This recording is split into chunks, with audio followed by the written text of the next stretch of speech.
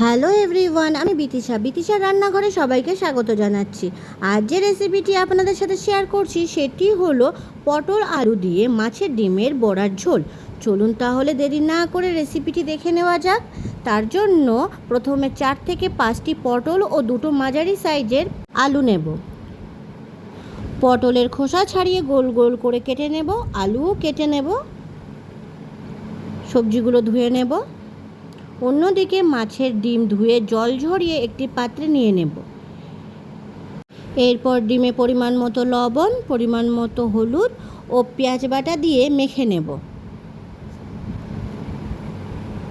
এরপর দেব অল্প পরিমাণে বেসন। ভালোভাবে মেখে নেব। কড়াইতে পরিমাণ মতো সর্ষের তেল গরম করে নেব। তেল গরম হলে অল্প অল্প করে ডিম নিয়ে বড়া গরম তেলে দিয়ে দেব।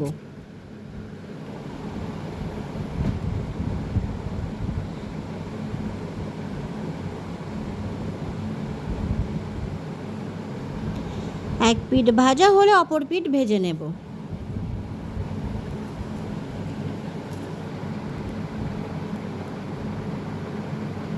দুই পিঠ ভালোভাবে ভাজা হলে বড়াগুলো তুলে নেব।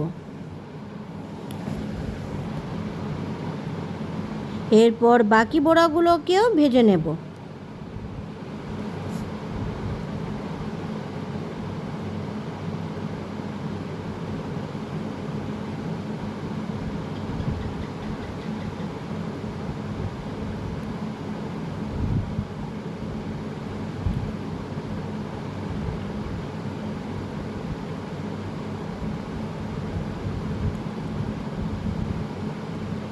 দুই পিঠ লাল লাল করে ভাজা হলে বড়াগুলোকে তুলে নেব।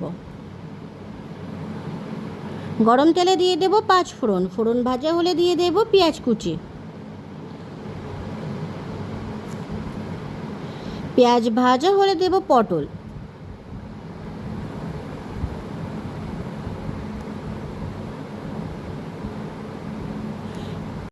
পটল হালকা ভাজা হলে দিয়ে দেব রসুন বাটা ও আদা বাটা।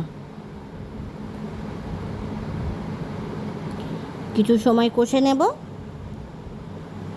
আদা রসুনের কাঁচা গন্ধ চলে গেলে দিয়ে দেব আলু।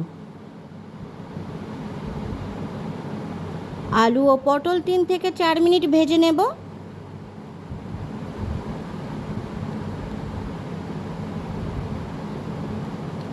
এরপর দিয়ে দেব পরিমাণ মতো লবণ ও পরিমাণ মতো হলুদ। লবণ হলুদ আলু পটলের সাথে মিশিয়ে নেব। আরও কিছু সময় ভেজে নেব। এরপর দিয়ে দেব জিরে গুঁড়ো, মরিচ গুঁড়ো ও শুকনো লঙ্কার গুঁড়ো। গুঁড়ো মশলা আলু পটলের সাথে মিশিয়ে নিয়ে 2 থেকে 3 মিনিট কষে নেব। দিয়ে দেব পরিমাণ মতো জল। ঝোল নেড়ে চেড়ে নিয়ে ফুটতে রেখে দেব।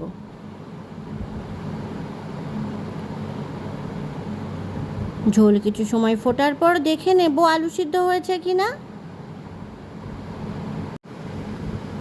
আলু অনেকটাই সিদ্ধ হয়ে গেছে।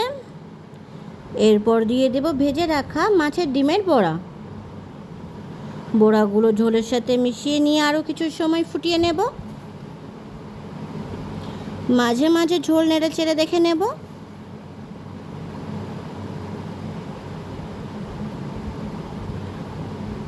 আলু পুরোপুরি সিদ্ধ হয়ে গেছে। আরও 3 থেকে 4 মিনিট ফুটিয়ে নেব।